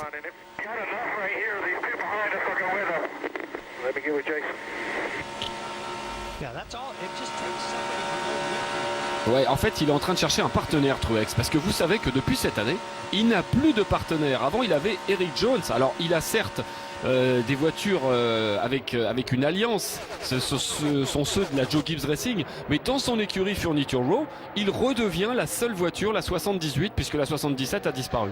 Ça risque de lui poser des problèmes. Alors ça, on l'a évoqué tout à l'heure rapidement avec un petit clin d'œil en disant que Martin Truex Jr., son écurie était au complet avec une voiture. C'est vrai que de passer de 2 à 1, ça peut avoir une incidence. Alors vous allez me dire, oui mais bon, du coup on va recentrer tous les efforts sur une seule voiture, c'est pas plus mal. Sauf que quand il y a 2 voitures et qu'il y a des problèmes qui sont similaires, on travaille plus vite, on trouve des solutions plus vite, forcément, puisqu'il y a 2 équipes qui travaillent dessus. Et lorsqu'il n'y a qu'un problème sur une voiture, eh bien ça peut éviter la deuxième de l'avoir, ou ça veut dire en effet que c'est pas un problème général, c'est juste un problème lié à un réglage sur une voiture. Bref, ceci étant dit, il y a 4 courses cette saison qui vont se jouer en effet avec certainement des stratégies d'équipe. On parle bien sûr des 4 super speedway que sont Daytona et Talladega. Donc il y a 2 courses sur chacune de ces super pistes. Il est clair que pour Martin Truex Jr., ça va être compliqué de trouver un partenaire de draft pour essayer d'être rapide, pour 2 raisons. D'abord parce que il est tout seul, et deuxième raison parce qu'il est le champion et qu'on n'a pas envie d'aider le champion.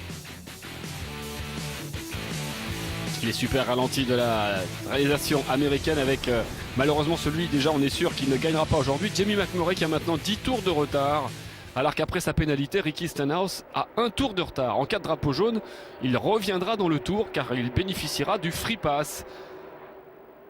Là c'est intéressant, là nos amis américains sont en pause publicitaire. Et ils filment la mauvaise partie du circuit. Non, nous ça nous... flûte. J'aurais aimé quand même de voir arriver au loin les voitures, parce que vous auriez eu en fait en direct chez vous la même vue qu'un spectateur sur place, pour voir en fait comment ça se passe. Pendant 44 secondes vous voyez rien, et pendant 1 seconde vous voyez 40 bagnoles débarquer à 300 km/h. Voilà, et c'est juste impressionnant. Alors je vais me dire, oui mais pendant 44 secondes on s'embête. Oui, mais enfin, le principe de l'Oval, c'est que vous voyez toutes les preuves, même en étant sur des tribunes avec des billets qui ne sont pas trop chers, puisque vous pouvez trouver des Ouh là billets là. à 20 $. Eh bien, vous voyez quand même toute la course et l'avantage de regarder une course sur un Oval. Regardez Kyle Larson qui encore une fois reste le pilote spectaculaire que l'on connaît. Il a fait un bel écart là avec son nouveau sponsor MC Solar. Ouais, bon, c'est DC Solar, c'est pareil.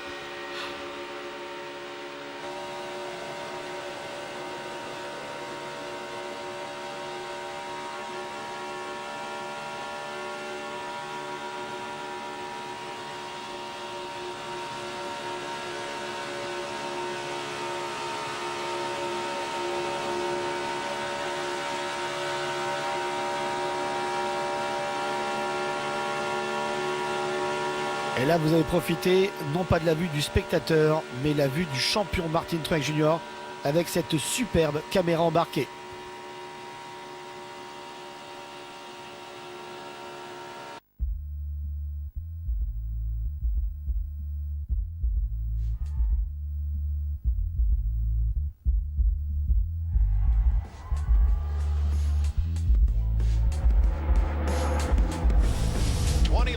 Allez, nous voici au clash en direct sur AB Moteur. Premier dimanche de NASCAR de 2018. Il est 22h15 en France. Il reste 20 tours. Oui, c'est une course très courte aujourd'hui. Comme c'est un casting très court, au lieu de 40 voitures, on en a 17. Mais c'est une course d'exhibition, c'est une course d'échauffement avant le vrai début de la saison la semaine prochaine à Daytona, toujours sur le même circuit pour le Daytona 500, le joyau de la NASCAR. Et toujours le même leader, Keselowski, qui mène son 24e tour. Alors, on sait que vous êtes joueur. On n'a pas fait de pronostic pour cette course aujourd'hui. On se réserve pour la semaine prochaine. Par contre, si vous êtes joueur, n'hésitez pas à aller sur le Facebook d'AB Moteur. Il y a des goodies NASCAR à gagner. Il y a des beaux cadeaux. Il y a des petits cadeaux sympas. Alors, si vous êtes des collectionneurs, si vous adorez tout ce qui touche et qui tourne autour de la NASCAR, profitez-en. Il y a des petits jeux avec des questions qui sont simples pour des fans que vous êtes, des fans assidus. Donc, une seule adresse, Facebook d'AB Moteur pour gagner des goodies NASCAR. Et on est revenu avec deux fils maintenant dans les 20 derniers tours.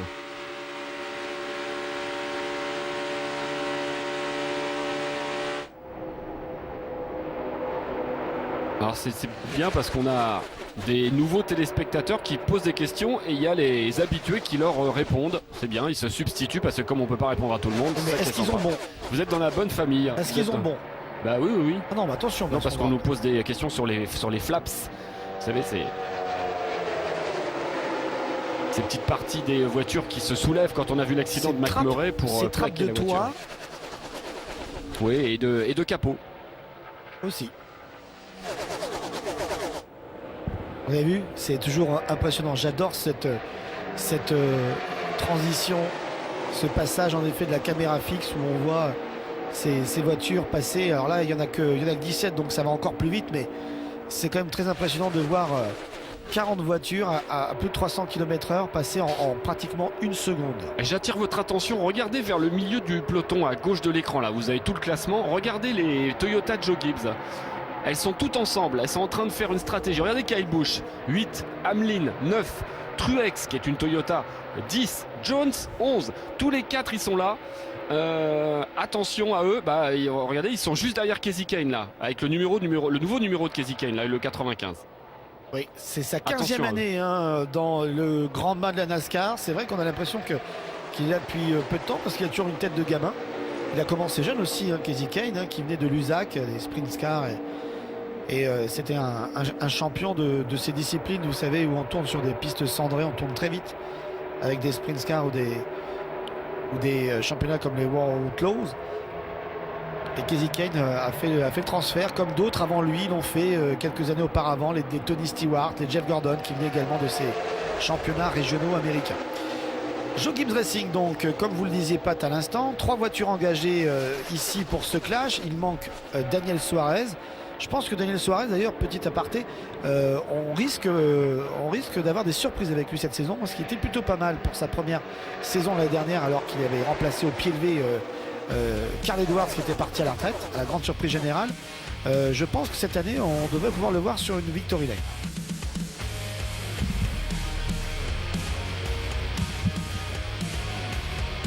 Alors FS1, c'est la traduction américaine pour AB Moteur. Voilà. Et on est reparti en pub chez nos amis américains, mais nous on est bien là, à 15 tours de la fin, avec ce tracé magnifique de Daytona. Il y a un de nos internautes qui nous disait tout à l'heure, tiens, on dirait que Ryan Blaney a piqué la voiture, la monoplace de Simon Pagenaud en IndyCar. Et c'est vrai, puisqu'il fait partie de la Penske Racing, ils ont les mêmes couleurs, le jaune fluo et le même numéro, la 12. Oui. Sauf que c'est pas du tout la même voiture, évidemment. Et Penske et Ganassi qui sont tous les deux engagés dans les deux championnats principaux américains mécaniques, et qui d'ailleurs IndyCar tout comme en NASCAR se disputent le titre. C'est vrai que l'année dernière ça aurait pu jouer entre Keselowski pour Penske en NASCAR et Kyle Larson pour Ganassi, et on sait que du côté des monoplaces américaines, Penske et Ganassi sont parmi les meilleures équipes avec la Andretti Racing. Il reste 14 tours. Ouais, je suis bluffé par la facilité de Keselowski à rester leader quand même si longtemps. On fait 75 tours aujourd'hui, il en a déjà mené 31. Alors que d'habitude c'est beaucoup plus réparti. Il est fort ce Keselowski. Ah oui, c'est l'un des grands favoris à chaque fois que l'on arrive sur ce type de circuit.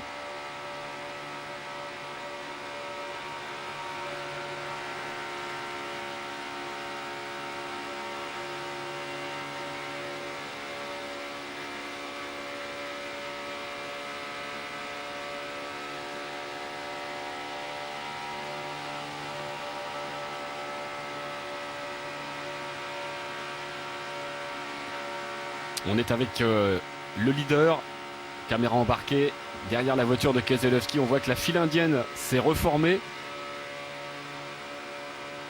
Il y aura vraisemblablement des stratégies qui se dévoileront dans les 10 derniers tours pour essayer d'empêcher Brad Keselowski de l'emporter.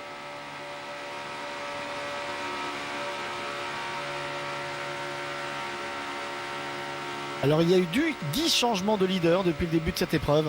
On est loin du record de 2011 où il y avait eu 28 changements de leader. Ce qui est un record d'ailleurs, et à mon avis il risque de tenir encore. C'est pas aujourd'hui qu'on va le battre, ce record-là. Et puis dernière chose, quand même ce serait bien de vous donner les 5 derniers gagnants de ce rendez-vous de clash. L'année dernière, c'est Logano qui avait remporté l'épreuve. Ouais, là, il est 3e. Hein. C'était dit, oui, Logano est parti pour une grande saison. Ça lui a pas forcément porté bonheur. Pareil pour Kurt Busch, Philippe. Hein. Il a gagné le Daytona 500 et puis derrière, tous les deux, ils ont bien commencé, mais ils n'ont pas fait une grande saison ni l'un ni l'autre. Alors attention, Denny Hamlin a gagné en 2016 et 2014. Matt Kenseth a gagné en 2015. Donc là, on est dans l'ère en fait des Gibbs Racing. Harvick a gagné en 2013. Kyle Busch en 2012, Kurt Busch dont on parle à l'instant en 2011, et enfin Harvick avait gagné les 2 épreuves de 2009 et 2010. Donc vous voyez un petit peu tous les pilotes hormis Kenseth qui a pris sa retraite sont là aujourd'hui, et il pourrait très bien en effet revenir sur la victory lane de cette course très atypique. Alors il s'est passé un truc assez étonnant, c'est que Denny Hamlin a essayé de prendre la ligne intérieure pour créer une ligne intérieure, et ses coéquipiers ne l'ont pas suivi. C'est très bizarre. Je pensais qu'ils étaient tous ensemble pour se suivre là avec Kyle Busch et Eric Jones. Et en fait là ils sont séparés un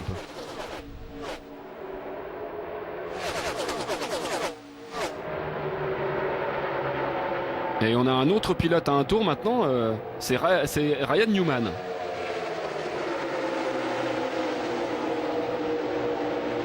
Non, pas encore, il n'est pas à un tour, il est à 22 secondes. Il est de l'autre côté du circuit en fait. Il a perdu le draft, il a perdu le contact, je ne sais pas ce qui s'est passé pour Ryan Newman. Donc on n'a plus que 14 voitures ensemble. Mais attention, je vous rappelle, en cas de drapeau jaune, Newman rattrapera tout le monde et Stenhouse rattrapera son tour de retard. Donc on pourrait se retrouver avec 16 voitures. Il n'y a que McMurray. Hein. McMurray, il a mis pied à terre, je crois. Il a abandonné. Pour l'instant, 3 Ford sont en tête avec Keselowski, Blaney et Logano. C'est intéressant. Les Penske sont là. Eh oui, les Penske sont là, les Ford sont là. Alors, si on regarde un petit peu du côté des statistiques pour les constructeurs, on sait que c'est Chevrolet qui mène le nombre de victoires dans ce clash, historiquement parlant. Chevrolet qui a 20 victoires, Ford en a 8 et Toyota en a 4. Mais attention, Chevrolet a quand même une chose à faire. cette C'est- semaine, c'est- c'est de faire gagner pour la première fois sur la saison 2018 sa Camaro. Et puis surtout, ils ont une chose à faire cette année, c'est récupérer le titre constructeur qu'ils ont perdu pour la première fois depuis belle lurette l'année dernière. C'est Toyota qui a été meilleur constructeur, alors que tous les ans, c'était Chevrolet. Oui, alors ce qui est drôle, c'est que on fera le compte la semaine prochaine pour le Daytona 500, mais il y a de grandes chances pour qu'une nouvelle fois Chevrolet soit bien représenté sur la grille de départ et soit certainement le constructeur le plus représenté encore cette saison au départ des courses. Alors moi j'ai un mauvais pressentiment, Philippe, sur cette fin de course, parce que quand c'est en file indienne comme ça, c'était animé au début, et là on est en file indienne, ça veut dire que les 3 derniers tours vont être insensés, et quand c'est insensé, on sait ce qui arrive, c'est des accidents. Donc même si c'est une arrivée qui sera moins féroce que le Daytona 500, c'est quand même un trophée, et tout le monde, c'est des pilotes qui veulent gagner, même si évidemment ce sera encore plus féroce la semaine prochaine. Ah oui. J'ai peur que ça parte un petit peu en désorganisation et que tout le monde prenne des risques dans les tout derniers tours. Qui va Personne veut se bouger? révéler. Personne veut se révéler. Alors ce qui est drôle, c'est que oh là, regardez, il y a un Ah là plastique là, mais un sur gros l'avant de la plastique. voiture. Énorme plastique chez Keselowski qui peut entraîner une surchauffe. Ah oui. Alors d'habitude c'est des petits morceaux, mais alors là, On connaît le problème. À chaque fois, c'est le leader qui malheureusement a ce genre de problème. On écoute la radio. Yes, sir. 10-4. Paul said it's not covered much opening. ouais, c'est Alors un- apparemment, c'est juste ce qu'il faut pour Brad Keselowski. En fait, ce morceau de plastique est une bénédiction des dieux. Bah, en fait, il y a des avantages, c'est que ça. Bah, si le tour de la fin, c'est bien. Ça donne un peu plus d'appui au sol. Voilà le Ouais. chef d'équipe, un Paul Wolf. Le problème c'est que si ça couvre un peu plus toute cette grille, ça entraîne une surchauffe. Oui. Et là c'est pas bon. Là ça semble être bon. Bah, faut que ça tienne en fait 6 tours. Oui, c'est et ça. en effet, il y a quand même peu de chances que ça chauffe 6 tours parce que alors c'est l'avantage et l'inconvénient d'être le leader. L'avantage, bah, voilà, c'est en effet d'avoir un refroidissement plus facile puisque comme il est en tête, l'air frais lui arrive directement dans sa grille d'entrée d'air à l'avant. Quand on est dans le trafic, comme c'est le cas par exemple derrière lui pour Ryan Blaney, forcément il y a moins d'air frais puisqu'il est derrière une voiture. Donc ça c'est déjà une première chose. Et l'inconvénient d'être leader, bah, c'est qu'on ramasse tout. C'est qu'on est un aspirateur à plus de 300 et on ramasse tout ce qui traîne sur le circuit. Donc là en l'occurrence, c'est plutôt une bonne nouvelle d'après ce que on a pu comprendre dans l'écurie Penske, mais en temps normal ça peut vraiment créer, comme l'a dit Pat, de gros problèmes de surchauffe et à ces vitesses là ça peut en effet rapidement vous faire perdre de la vitesse. Alors le truc en général c'est de se déporter, de laisser un camarade vous passer devant et avec l'effet et la perturbation aérodynamique le plastique ou le détritus qui est collé se décolle et s'envole. Sauf que là, évidemment, à 5 tours de la fin, Keselowski, il ne va pas laisser sa place. Un nouveau pilote vient de perdre le contact avec les autres, c'est Kevin Harvick qui est maintenant à 12 secondes. Vous le voyez en bas de l'écran à gauche. C'est une course à élimination. Kevin Harvick a perdu le contact avec le peloton. C'est pas bon à 4 tours de la fin. S'il n'y a pas de drapeau jaune, il est mal barré. Et il y en a un qui a du mal à suivre, apparemment c'est Eric Jones aussi. Eric Jones qui est en train de se faire décoller du peloton. Les pilotes se font larguer un par un en fait. Si vous perdez un peu l'aspiration et que vous êtes en queue de peloton, ça vous coûte cher. Ouais, c'est dommage pour Truex parce qu'il pourrait peut-être compter sur Eric Jones, son ancien coéquipier, qui est dans l'écurie Ami Toyota de la Gibbs Racing. Bon, je pense qu'ils ont suffisamment en effet de bons souvenirs ensemble pour peut-être essayer de céder sur ce type de course. Mais bon, maintenant ils sont un peu dans la concurrence. Donc s'il y a une stratégie d'équipe chez Gibbs Racing, Jones aura beau aimer Truex et même si on lui demande gentiment dans sa radio, je pense qu'il va évidemment avantager sa nouvelle équipe que Truex. Mais alors là, il y a un truc qu'il va falloir faire, c'est attaquer les Penske. Parce que pour l'instant, si personne ne bouge, les trois fortes Penske, elles vont aller comme ça jusqu'au bout. Hein. Voilà, ils sont en tête 1, 2, 3, Keselowski, Blaney, Logano, les 3 Ford. Hein, Austin Dillon, regardez, Austin Dillon essaye la ligne intérieure et par résultat des courses, il a perdu 3 places. Donc ça va pas forcément encourager les autres à faire pareil. Il reste 12 voitures dans ce peloton. Quelques-uns sont largués. Il va falloir y aller à un moment donné, hein, parce qu'on est dans l'avant-dernier tour quand même. Hein. Si Alors, personne ne bouge, Keselowski peut aller. Rappelez-vous, Pat, il y a de Attention. ça 2-3 saisons, même un peu plus, avec les anciens modèles de voitures. On savait que être deuxième dans le virage 3-4 Attention, ça bouge. était un avantage. Ça Là, est-ce bouge. que maintenant c'est un avantage que d'être derrière le leader? Ces dernières saisons sur les Daytona et les Talladega Super Speedway, on voyait que malheureusement pour les deuxième, troisième, c'était pas facile lorsque la voiture était vraiment très très bien installée en tête. Attention, maintenant c'est parti. On va passer sous le drapeau blanc du dernier tour et c'est maintenant seulement que ça bouge. Keselowski, alors que Ryan Blaney s'est désolidarisé de ses copains, il n'a pas eu une bonne idée à mon avis. Non, je pense qu'il Jimmy voulait créer Johnson est troisième ouais. et Kurt Busch quatrième. Je pense qu'il voulait créer une seconde ligne pour que Logano éventuellement vienne avec lui, mais Logano préfère jouer la carte Keselowski. Donc ça peut quitte se à jouer entre déboîter à la fin, Keselowski et Logano. Attention, Kurt Busch qui essaye une ligne intérieure. Regardez, oh intéressant. là là, Voilà. Kyle Ça Larson, touche. Kyle Larson qui Ça envoie Jimmy touche. Johnson dans le décor. Oh, quelle poussette bien trop violente par Kyle Larson qui Ah là était là. bien trop dur sur la 48 de Ouais, oui, il voulait Jimmy emmener, Johnson. il voulait emmener Jimmy Johnson, mais celui-ci était en train de tourner. Oui, mais trop fort surtout, Très trop fort. mauvaise idée là pour Kyle Larson. Alors est-ce que l'on va avoir une finale sous drapeau jaune? Certainement oui, c'est fait. Drapeau jaune mais drapeau damier en même temps. C'est Brad Keselowski donc qui remporte ce rendez-vous et qui succède à son coéquipier Logano qui avait remporté cette épreuve l'année dernière en 2017. Ah mais pour moi c'est une énorme erreur quand même de Kyle Larson là qui a vraiment, là c'est pas du bum draft, là c'est vraiment il a été le percuté à pleine vitesse. Il y a une époque pousser comme ça dans le virage était interdit. Ouais, et là il l'a fait vraiment trop violemment et les dommages collatéraux s'appellent Kyle Busch ici à l'écran et même Martin Truex Jr. qui finit dans le décor et avec son plastique, eh bien Keselowski l'emporte. On ne sait pas si, en toute honnêteté, hein, je n'ai pas l'info, on l'aura certainement pour la semaine prochaine, si les voitures utilisées, c'est super important, hein, si les voitures utilisées cette semaine sont les voitures mulées ou ce sont les voitures... Toujours. Oui, non mais toujours. Pas toujours, parce que quand la voiture se débrouille bien, il la garde. En général, la voiture du Daytona 500, elle est bien au chaud. Hein. Alors, regardez Kyle Larson, il est à l'extérieur de Kurt Busch, il va arriver bien trop fort sur... regardez, là, c'est pas du bon draft. Là. Il déstabilise Jimmy Johnson qui se retrouve dans le décor. Et puis derrière, bien sûr, c'est l'effet domino avec Kyle Busch qui vient percuter la 48. Et puis on va voir derrière, il y a Kasey Kahne, Jimmy Johnson, Chase Elliott avec le 9. Eh bien, Johnson commence cette regardez semaine de 42. Daytona avec un crash. Regardez, là, il touche Kurt Busch déjà et là il va arriver le 42 bien trop vite, bien trop fort. Boum. C'était avant le virage. Je croyais qu'il avait poussé un petit peu plus loin, mais c'était sur la ligne droite arrière. Non, donc mais en fait, moi, il a fait décoller les pneus arrière. Hein. Il n'avait plus du tout le contact avec la violence du choc. La 48 les roues arrière n'avaient plus le contact avec l'asphalte et il est parti direct à l'équerre. Il y a en fait un double problème. Il y a certainement le passage rapide de Kurt Busch qui au même moment a dû le priver d'un appui latéral et la poussette de Larson qui était aidé aussi par le push de Kyle Busch derrière. Hein. Il y a Kyle Busch aussi qui poussait, donc tout ça mis en même temps, c'est un mauvais endroit, un mauvais moment. Et le premier vainqueur de 2018 s'appelle Brad Keselowski et sur un Super Speedway, c'est tout sauf une surprise. C'est le meilleur pilote depuis 2 ans des Super Speedway et Keselowski sera l'un des favoris de la semaine prochaine, évidemment. Alors qu'on compte les dégâts, Martin Truex qui est sorti de sa voiture et qui parle du crash avec Chase Elliott. Chase Elliott qui a récupéré l'un des sponsors de Dale Earnhardt Jr.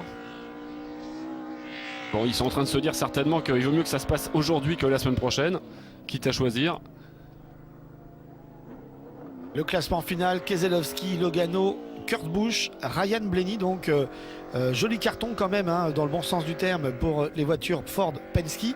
Il y a 4 voitures Ford aux 4 premières places de ce rendez-vous un petit peu spécial, mais c'est une indication. Chevrolet se place au mieux avec Austin Dillon en 5e position. La première Toyota est celle de Denny Hamlin, 6e, qui emmène avec lui Kyle Busch, son coéquipier, et Eric Jones, 6, 7, 8. Joli tir groupé. Et ensuite, eh bien, c'est les voitures qui sont crashées que l'on voit arriver. En 9e position, Johnson, en 10e, Larson, 11e, Elliott, Truex, 12, Kahne 13, Harvick 14, Newman 15, Stenners 16, bon, on le savait, il avait 2 tours de retard, et McMurray, lui qui avait abandonné très tôt, finit bon dernier. Avec les pilotes Penske, là, Logano et Ryan Blaney qui a abandonné sa coupe mulet. Ah bah on change d'équipe, on change de Vous coupe l'aviez des cheveux. aussi dans les années 80, non Dans Bah, les années 90. vous aussi. Mais avec des bouclettes. C'est Et vrai, nous c'est avons vrai. les images C'est pour vrai, ceux on a les preuves. qui sont intéressés. Voilà, si on est réduit à cela, si on commence sur le physique et les cheveux. Bon, c'était un bon échauffement. Hein, Oui, c'est vrai. Cette course du Clash, c'est vraiment, il y en a juste assez pour nous donner envie d'être Oui. déjà à dimanche prochain. Oui, non, mais là, attention, qu'on s'entende bien, il n'y a pas bagarre, il n'y a pas d'histoire. C'est un fait de course. Alors pour ceux qui nous rejoignent pour la première fois, vous dites quand même, il l'a poussé, il doit être énervé. Bah oui, forcément, mais là, on est quand même sur de la NASCAR et ça se passe comme ça en NASCAR. Ça fait partie de la course. Ça nous donne en effet beaucoup de choses à guetter pour la semaine prochaine parce qu'il y aura certainement des déclarations que l'on va suivre pour vous.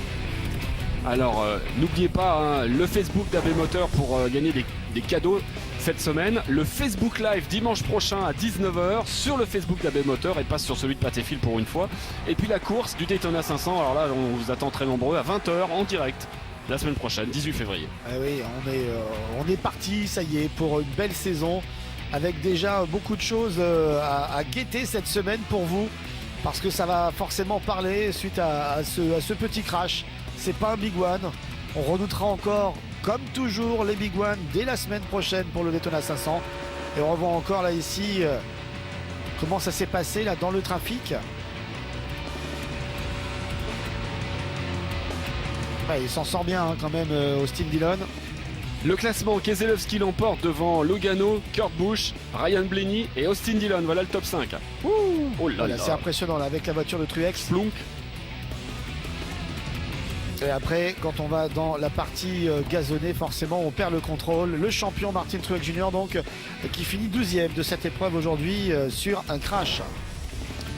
Et voilà donc direction la Victory Lane pour Brad Keselowski, la première Victory Lane de la saison. Mais ça ne compte pas, on vous le rappelle, hein, pour le championnat. Simplement, un petit avantage psychologique peut-être, une indication. Et en plus de ça, Jimmy Johnson qui n'a pas de chance sur les super speedway ces dernières années. C'est pas ses circuits préférés au niveau des statistiques. Hein. Allez, on va retrouver les premières interviews avant de vous quitter. Un petit cadeau quand même, Joe Logano avec Jamie Little. Il a gagné l'année dernière, mais cette année c'est deuxième. Oui, c'est vrai que sur le dernier tour, ça venait un petit peu de partout, non? Ouais, c'est vrai que ça a glissé pas mal à la fin. J'ai essayé juste de contrôler la voiture. Voilà, c'est un bon résultat. On fait un doublé avec Penske. La voiture s'est bien comportée. À la fin, on aurait peut-être pu avoir une opportunité pour attaquer Brad, mais il était vraiment fort. Un petit passage, un petit tape sur la voiture. Voilà, mais je suis quand même content, même si c'est pas la mienne, voir une voiture Penske l'emporter. On est prêt pour le Daytona 500. C'est bien plus important que le Clash, donc on essaiera d'être prêt. Et voici donc la Victory Lane avec Brad Keselowski. Ils ont fait bien les Ford. Hein, là. Il n'y a que la Ford de Kevin Harvick là, qui a été bloquée dans ce crash en fin d'épreuve, qui finit 14e. Et les 4 Ford aux 4 premières places, c'est un sacré coup quand même. Hein. Ouais. C'est bien joué. Alors les Speedweeks pour Brad Keselowski qui a terminé premier alors qu'il est parti dernier. C'est quand même une belle course pour vous, non? Belle remontée. Paul Wolf, usually does the drawings and didn't do it this year. And we got last. He said, "Well, look, this will be the year we win." And sure, Ouais, enfin, finir dernier, commencer dernier ici, c'est pas un gros handicap. Je suis vraiment heureux de commencer cette saison comme ça. Je suis bien dans ces Speedweeks.